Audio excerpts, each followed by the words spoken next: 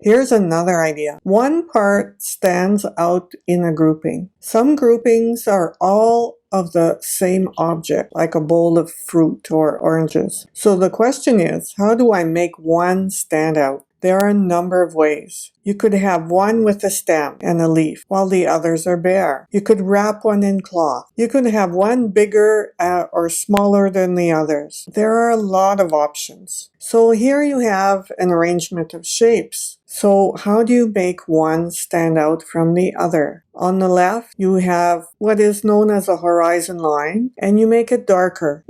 On the bottom of that one, bottom left, you have a crooked line that has more space around it than the others. Then, on the top right, you have a crooked line that has more space at one spot than the other. It spreads out from the others. And then the bottom right, you have one that is mixed in with all the others, but it's different somehow. So how do you do this? Look at this painting. You have red all over, but there's one area that stands out at the top middle. It has a blue teal color that comes up, and then at the top it has a blue-green, not a blue-green, but a yellow-green that comes down. So what we notice most is that reddish spot in the top third. In this one, all the lines are converging, and then in one spot it breaks apart. So that's like a cloudburst. So you have lines at the bottom, even though they're a different color, and the ones at the top all kind of come together in one spot where they break apart or amalgamate, one of the two. Here's